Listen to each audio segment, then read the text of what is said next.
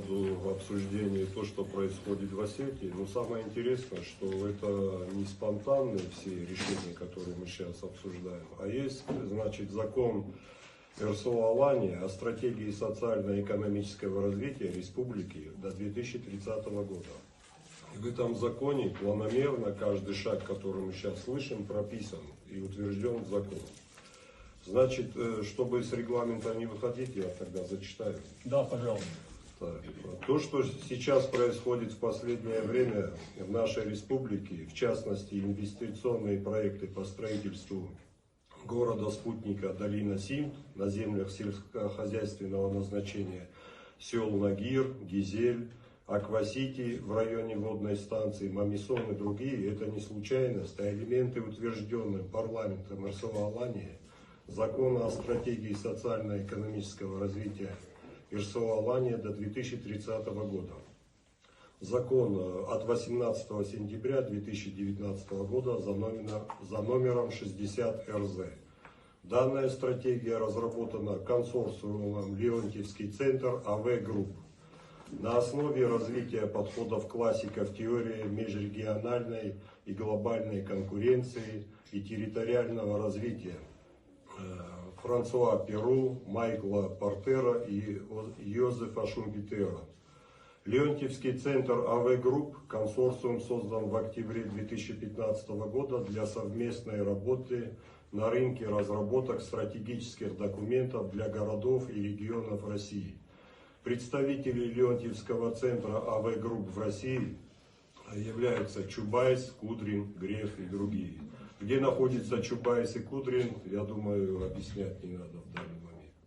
За основу подходов данной стратегии положены глобалистские идеи золотого миллиарда, предполагающие ликвидацию национальных государств, нивелирование национальных различий, жесткую сегрегацию человечества на богатых 1-2% и бедных 98-99%. Стирание гендерных различий, уничтожение традиционного семейного уклада, цифровой концлагерь и так далее и тому подобное. К сожалению, РСО-Алания выступает одним из пилотных проектов по апробации данной глобалистской идеи на Северном Кавказе. Совсем не случайно, что вышеуказанные разработчики стратегии прямо указывают на то, что на территории РСО-Алания сосредоточены уникальные рекреационные ресурсы, мягкий климат с высокой продолжительностью солнечных дней в горной зоне, сопоставимо с показателем Швейцарии, Австрии и Италии.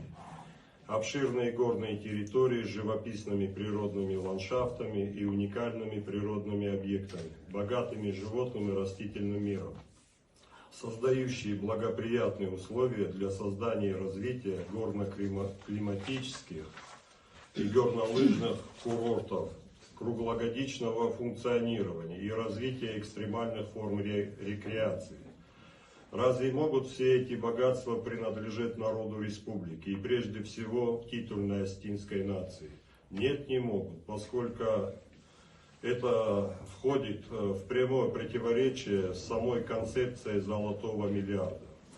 В качестве опорных центров пространственного каркаса реализуемой сегодня в РСО-Алании стратегии, об истинном содержании которой не знают не только рядовые граждане республики, но и многие депутаты парламента РСО-Алании. Почему об этом говорю? То, что мы со многими пообщались, для них этот закон, как бы кто-то слышал, кто-то видел, а суть этого закона никто не вникал. А закон этот с 2019 года принят.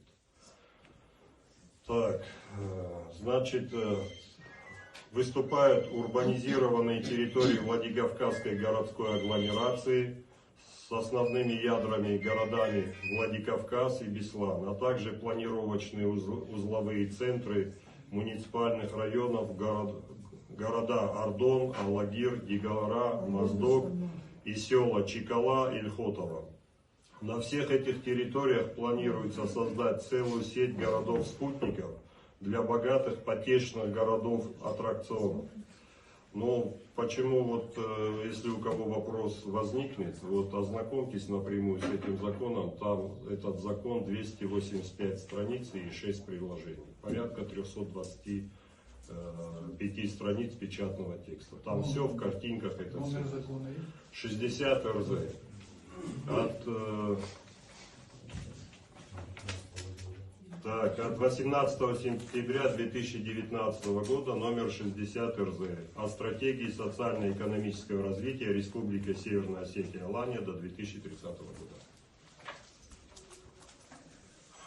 Так. На всех этих территориях планируется создать целую сеть городов-спутников, это я уже сказал. Так, стратегия вводит три вида зонирования, каждая из которых определяет свои задачи экономического, социального и экологического развития, уровень принятия управленческих решений той или иной территории, их организационно-правовой основой выступают печально известные в России особо-экономические зоны, территория опережающего социально-экономическое развитие ТОР и ТОСР. В Российской Федерации регламентирует этот закон, федеральный закон 473 о ТОР, принятый в 2014 году. Там тоже подробно все разложено, какие преимущества республика приобретет, но это все в кавычках, она наоборот потеряет, согласно этому закону. Там, в принципе, мы лишаемся всех своих территорий, всех возможностей, всех ресурсов. Что сейчас с водой происходит, вы прекрасно видите, как у нас уже новые хозяева объявились на нашу воду. Бойкие очень. Так, в стратегии декларируется, что высшей ценностью является человек. Однако через прописанные в стратегии и уже сегодня активно протекающие в республике процессы по урбанизации, туристической кластеризации ее территории, замещающей миграции, уничтожение образовательной, научной, культурной сфер, этот человек по замыслу разработчиков стратегии неизбежно будет превращен в абсолютно безнациональную, бездуховную, космополитическую субстанцию гражданина мира.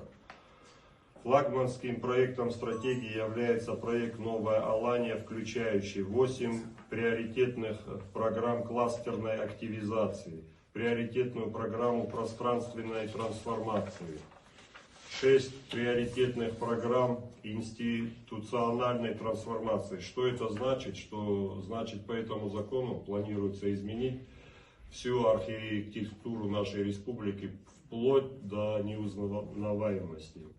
В принципе, поэтому вот эти проекты и архитектура против мы слышали. То, что вот дословно там все в картинках прописано.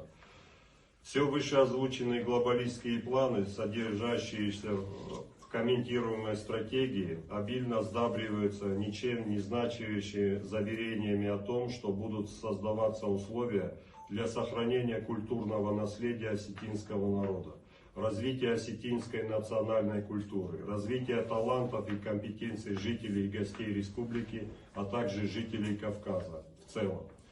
На деле же мы видим остаточное финансирование этих статей в бюджете города Владикавказ, 25, 26, 27 год. Мы были на этом обсуждении и слышали, кто был, что на финансирование по статье «Национальная культура» в республиканском бюджете на 3 года заложено 0 рублей. Денег нету, так нам объяснили. Таким образом, все эти креативные планы про развитие, указанные в стратегии, не для коренного населения РСО Алании, промышленный потенциал республики полностью уничтожен, молодежь мигрирует в другие регионы страны и в дальнее зарубежье. Курс, проводимый правительством РСО Алания, не останавливает, а способствует этому процессу. Численность коренного населения республики сокращается, идет активное замещение населения с других регионов и зарубежья. На наших глазах происходит изменение исторического и архитектурного облика, что ведет к потере национальной культуры, традиций, исчезновению осетинского языка. Более того, ликвидируется местное самоуправление как основное звено. стратегии происходит передача их полномочий стейкхолдеру. Значит, никому, многим, наверное, это известно, что с июля этого года планируется ликвидировать у нас многоуровневую систему местного самоуправления и сделать одноуровневую систему. В районах будет один представитель района, который за район решать ничего не будет, а просто будет собирать в блокнотики пожелания граждан. И фактически вся муниципальная собственность переходит к федеральному центру. Стейкхолдер – это человек, это с Википедии я информацию взял, чтобы было более немного понятно, о чем это речь. Стейкхолдер – человек или организация, чьи интересы тесно связаны с данной территорией, чьи финансовые, интеллектуальные и административные и прочие ресурсы позволяют оказывать существенное влияние на ее развитие. По существу, через систему территориального опережения и развития свободных экономических зон на земле Осетии создается анклав с законами страны-участника ТОР. Что это значит? Вот, допустим, в Балагирский район Иеравский зайдет какой-нибудь участник ТОР, то на этой территории будут действовать законы той страны, которая туда зашла. Да, это будет закрытый анклав со своей медициной, со своей администрацией, со своей армией и со своим рабочим персоналом. И главное, под этот закон изменили миграционную политику страны. Значит, участник ТОР может завести на эту территорию неограниченное количество персонала. И фактически участь коренного населения Осетии примерно будет та же, как с индейцами в Америке. Я думаю, это поясняет дальше историю. Главный открытый от обывателя подтекст изложенной стратегии более чем очевиден. Новая Алания без Алан.